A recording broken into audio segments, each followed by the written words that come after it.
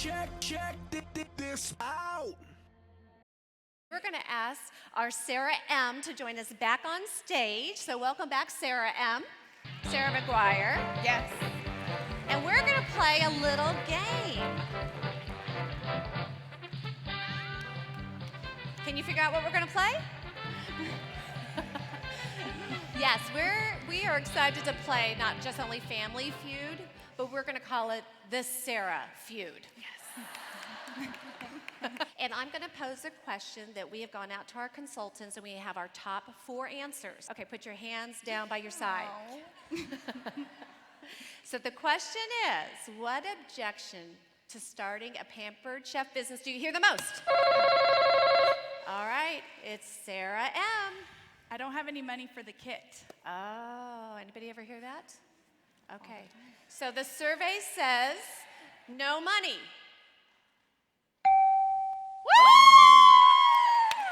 So tell me, what do you say to that objection? How do you overcome really that? do hear this objection a lot.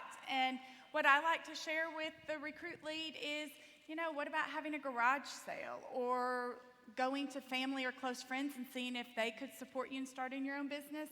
Or, of course, you can always offer for them to host a show and use part of the host rewards to get the kit discounted. Again, what is the number one objection you hear for people not starting? No time. No time. I just don't have the time. I'm too busy. So let's see what our survey says.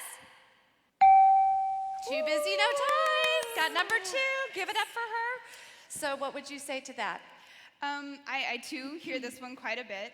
And I actually start by asking people how much time they think it's going to take, because it's usually not quite as much as they think it might take. They think it takes hours upon hours, to run your Pampered Chef business. And I really just remind people, that it doesn't have to be that, and it can be whatever you want it to be. And I also remind them that I started my Pampered Chef business when I had a full-time job, so it's totally doable to do both. That's great. That's a fantastic way to relieve that. Well, of course, we have to reveal the last 2. Don't you want to see them? Yeah. All right, so absolutely. let's show me number 3. No experience. I can never do what you do. Do you guys see that? I can never do what you do, right? So how would you respond to that? I like to tell my recruit leads, anybody can do this business because the products sell themselves. I also tell them, use the products at home with your family and your friends, and then just share at your shows how you're using them. And then I also love to have the guests. Remember, I tell my guests to share their favorite Pampered Chef product, so I let the guests sell the products for me. That is wonderful. Okay, on to the last one. Show me number 4. No friends to host a show. How would you overcome that one? Well, when I hear this objection, I always offer to work with my potential new team member to brainstorm a possible list of hosts using the Frank's list. Okay.